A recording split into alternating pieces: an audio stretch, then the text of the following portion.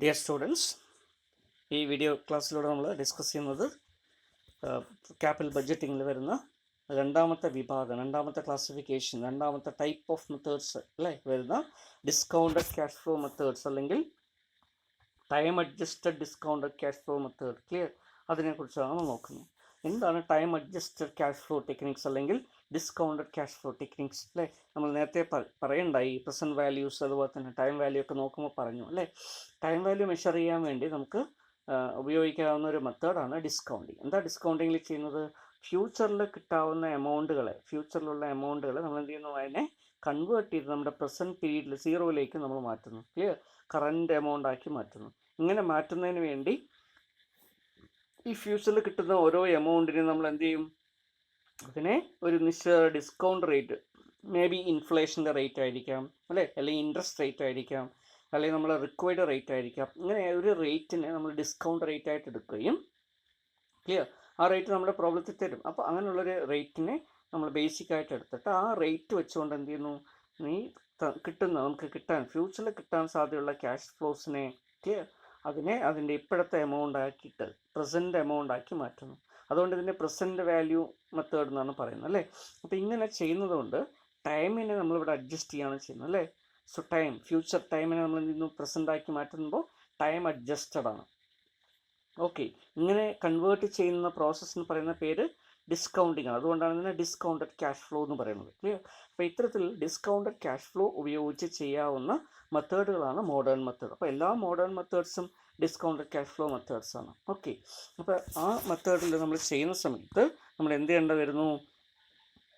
Future മണിയെ അതിൻ്റെ present മണിയാക്കി convert ചെയ്യണം. Clear? Future വാല്യൂവിനെ present value ആക്കി മാറ്റണം. ക്ലിയർ?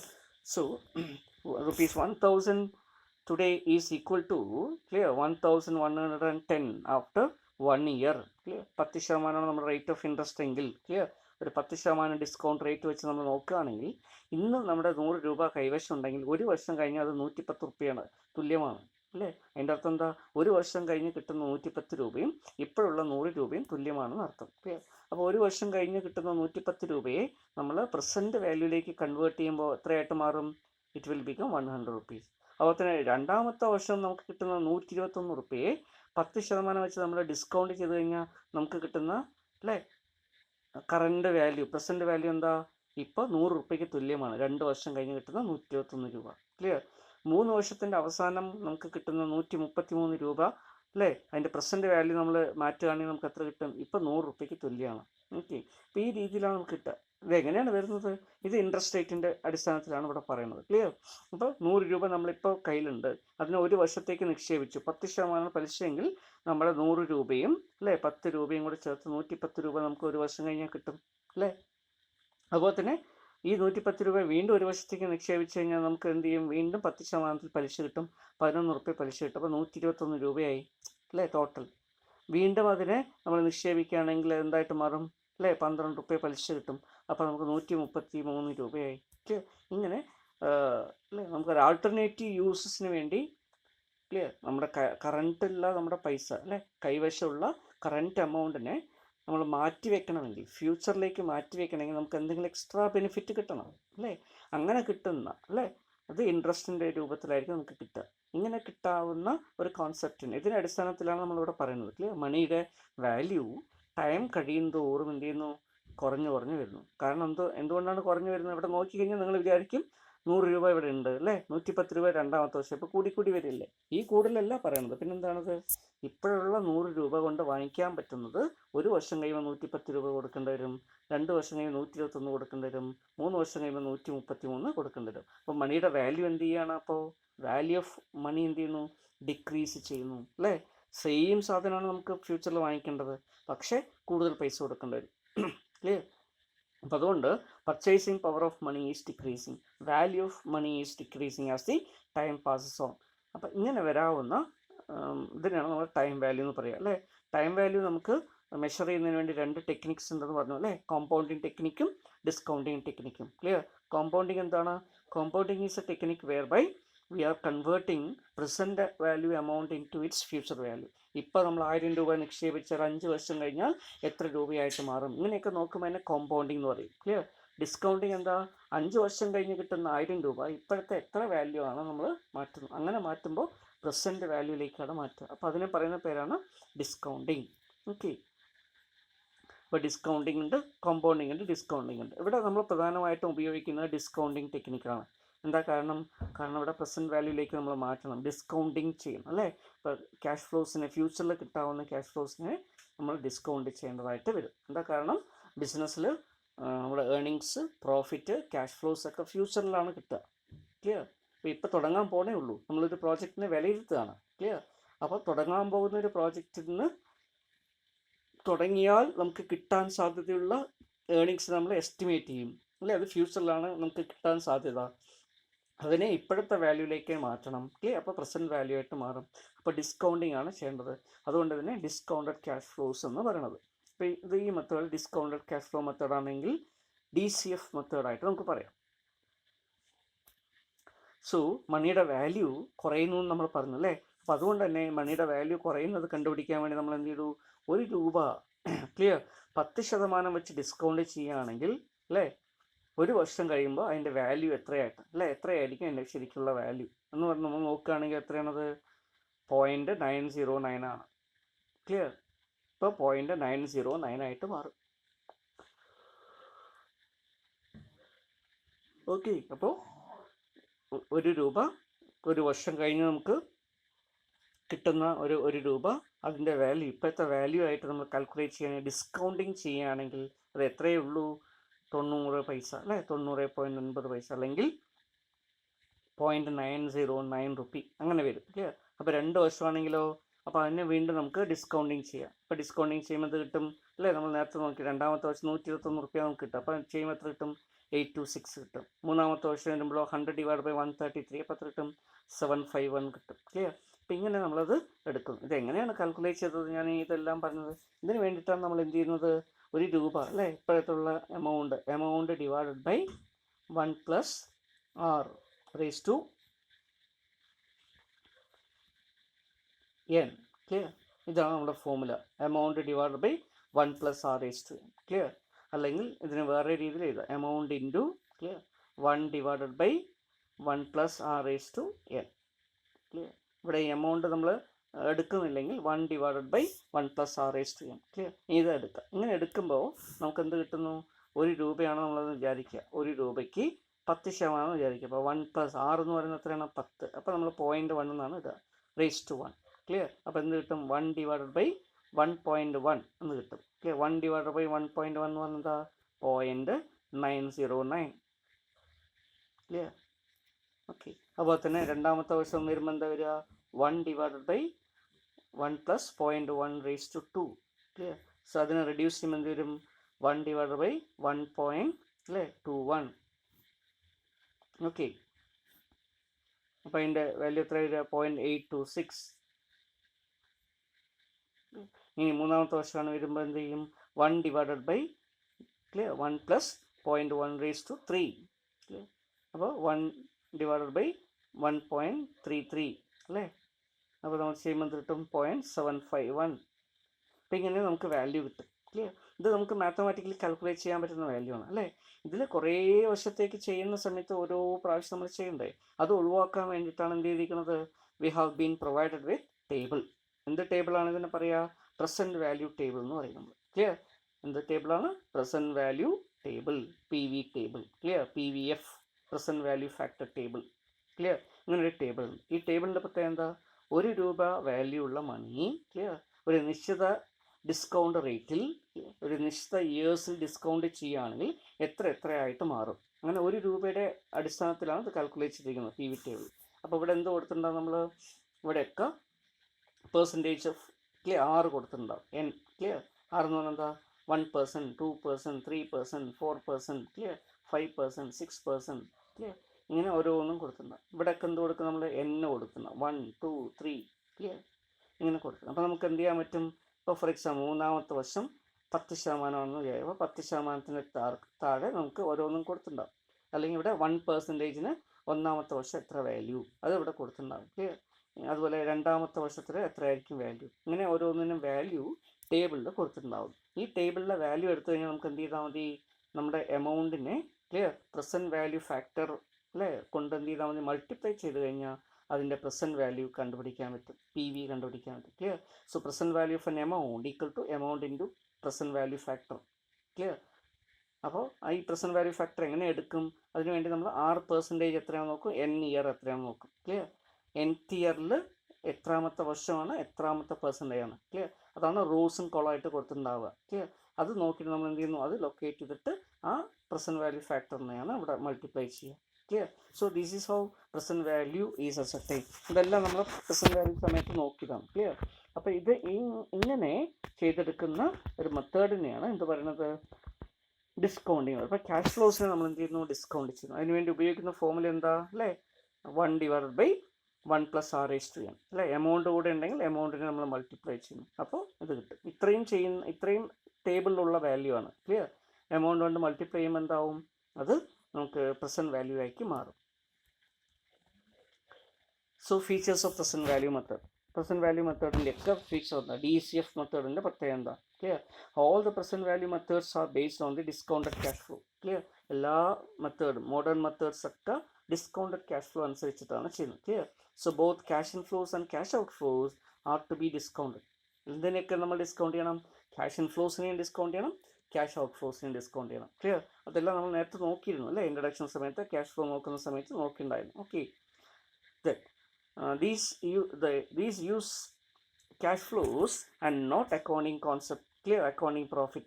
ഇവിടെ എല്ലാം ഈ മെത്തേഡിലെല്ലാം ക്യാഷ് ഫ്ലോസ് ആണ് എടുക്കുന്നത്, അല്ലാതെ എന്തല്ല പ്രോഫിറ്റ് അല്ല എടുക്കുക. ക്ലിയർ.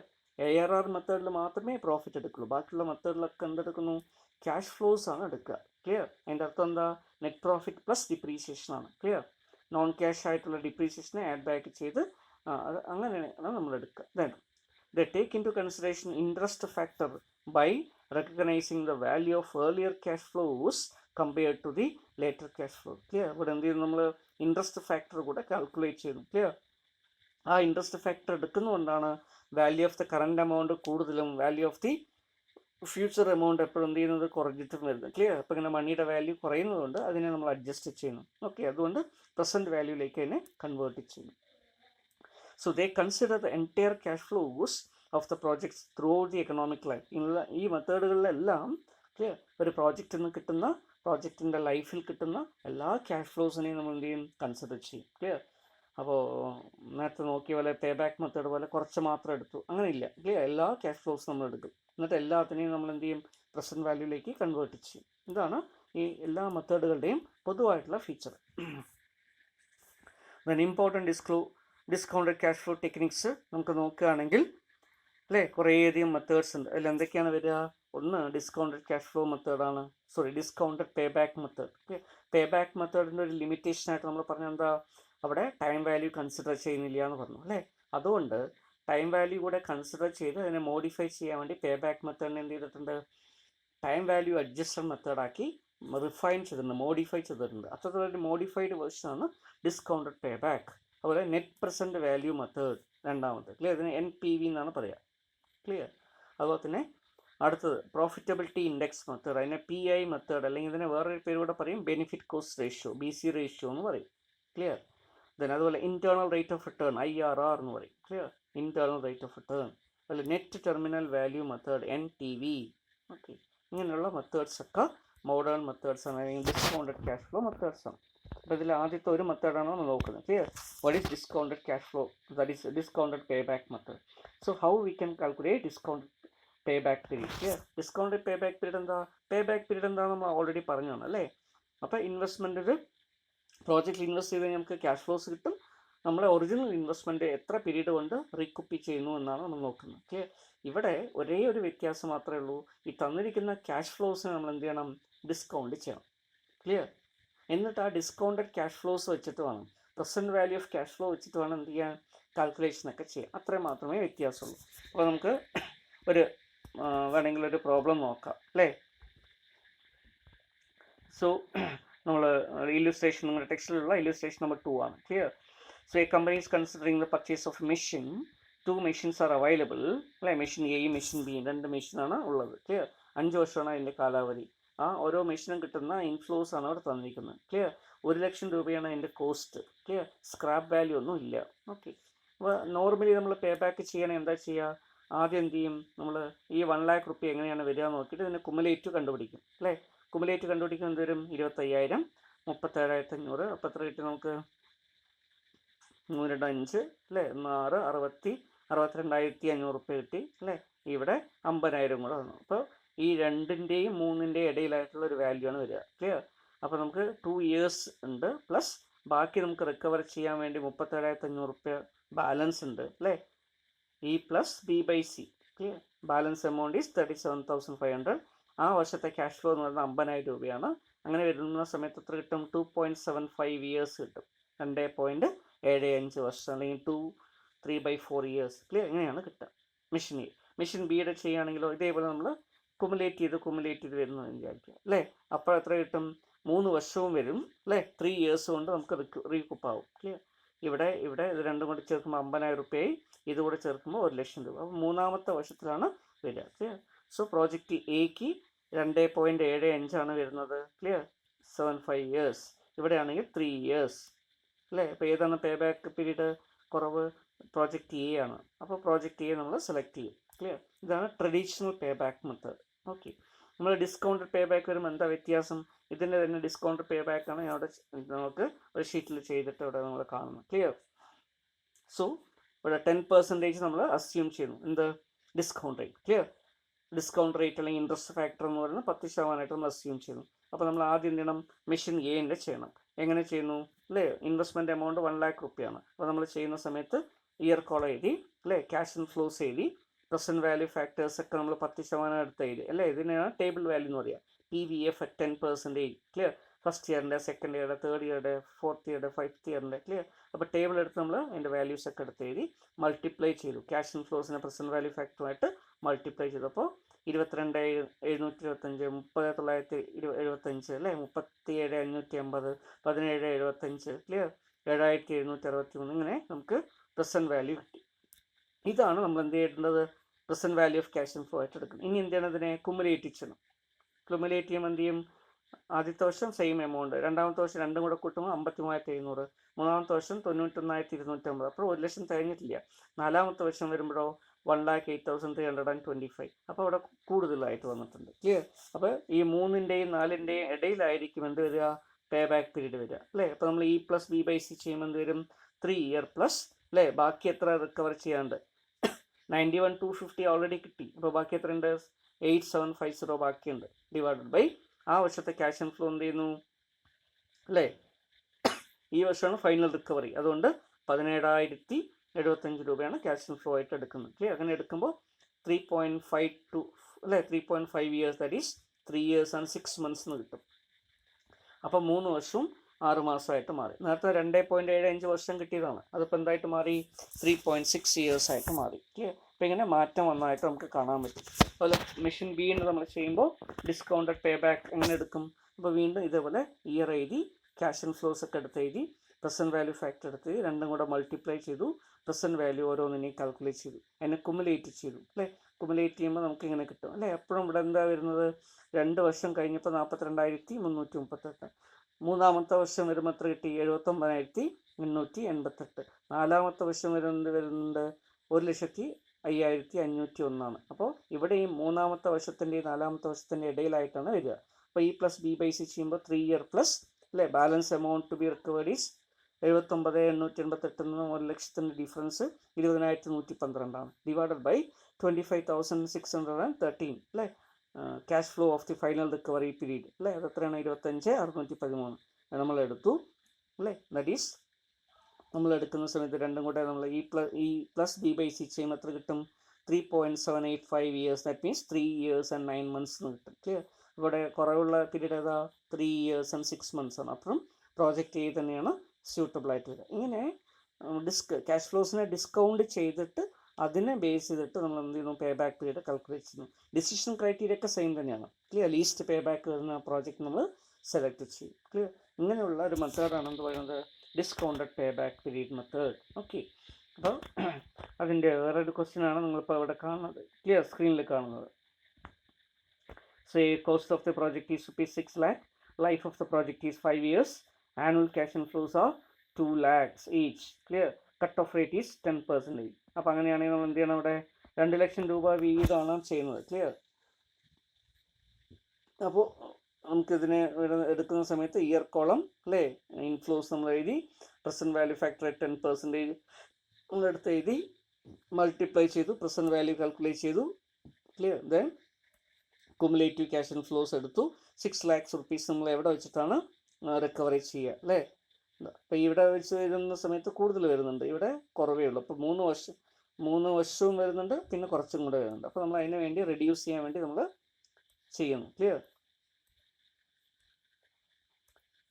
സോ റെഡ്യൂസ് ചെയ്ത് വരുമ്പോൾ എത്ര കിട്ടും? 3 year plus ഇ ഈക്വൽ ടു 3 അല്ലേ? Balance amount to be recovered is 1,02,800. ആ വർഷത്തെ ക്യാഷ് ഇൻഫ്ലോ വന്ന് 1,36,600. സോ 3.3 അല്ലേ, 3 and 3/4, that is 3.75 years. That is 3 years and 9 months. Clear? So ഈ രീതിയിൽ നമുക്ക് എന്ത് ചെയ്യാൻ പറ്റും? കാൽക്കുലേറ്റ് ചെയ്യാം. ഇതിനെ വേറെ രീതിയിൽ എളുപ്പത്തിൽ കാൽക്കുലേറ്റ് ചെയ്യാം. എങ്ങനെയാണ് കാൽക്കുലേറ്റ് ചെയ്യുക? നമുക്കറിയാം ഇവിടെ 2 ലക്ഷം രൂപ വീതം എന്താ കിട്ടുന്നത്? ആന്യൂറ്റിയാണ് കിട്ടുന്നത് അല്ലേ? ഇപ്പം ആന്യൂറ്റി വരുന്നൊരു കേസസ് നമുക്ക് പ്രസൻറ്റ് വാല്യൂ എങ്ങനെ കണ്ടുപിടിക്കാം അല്ലേ? ആന്യൂറ്റി എമൗണ്ട് നമ്മൾ നേരത്തെ നോക്കിയ പോലെ ഇൻറ്റു അല്ലേ PVAF, present value annuity factor at 10% കണ്ടുപിടിച്ചാൽ മതി. ക്ലിയർ? അപ്പോൾ നമ്മുടെ ടേബിൾ വാല്യൂ എടുത്ത് അതിൽ പ്രസൻറ്റ് വാല്യൂ ആന്യൂറ്റി ഫാക്ടർ എത്രയാണെന്ന് നോക്കിക്കഴിഞ്ഞാൽ നമുക്ക് എന്ത് കിട്ടും? പെട്ടെന്ന് തന്നെ എന്തിൻ്റെ എമൗണ്ട് കിട്ടും? പ്രസൻറ്റ് വാല്യൂ കിട്ടും. പക്ഷേ ഇവിടെ ഒരു പ്രോബ്ലം ഉണ്ട് അല്ലേ? കുമുലേറ്റ് ഇവിടെയൊക്കെ ക്യാഷ് ഇൻഫ്ലോ ഒക്കെ ഈക്വൽ ആണെങ്കിൽ പോലും അല്ലേ എന്ത് വരില്ല? പ്രസൻറ്റ് വാല്യൂസ് എടുക്കുന്ന സമയത്ത് ക്യാഷ് ഫ്ലോസ് എന്താവും? ഡിഫറൻഷ്യലായിട്ട് വരും. അപ്പോൾ I/C ചെയ്യാൻ പറ്റില്ല. Clear? Investment divide by cash inflow ചെയ്യാൻ നമുക്ക് പറ്റില്ല. അപ്പോൾ ഈ രീതിയിൽ തന്നെ ചെയ്യണം. ക്ലിയർ? ഡിസ്കൗണ്ടഡ് പേ ബാക്ക് വരുന്ന സമയത്ത് ക്യാഷ് ഇൻഫ്ലോസ് ഈക്വലായിട്ട് വരുന്ന ആന്യൂറ്റി ആണെങ്കിൽ പോലും എന്ത് ചെയ്യാൻ പറ്റില്ല? നമുക്ക് I/C ചെയ്യാൻ പറ്റില്ല. കാരണം എന്താണ്? ഇവിടെ പ്രസൻറ്റ് വാല്യൂ എടുക്കുന്ന സമയത്ത് ഇതിൻ്റെ വാല്യൂസ് ഒക്കെ എന്ത് വരും? ചേഞ്ചസ് വരും. Okay, so that is why we need to clear solve it like this. Okay, ഇപ്പോൾ ടേബിൾ ഉപയോഗിച്ചും ചെയ്യാം, അല്ലെങ്കിൽ മാത്തമാറ്റിക്കലി നമുക്കിത് ചെയ്യാം. ക്ലിയർ? ടേബിൾ ഉപയോഗിച്ച് ചെയ്യുന്നതായിരിക്കും നല്ലത്. ഓക്കെ.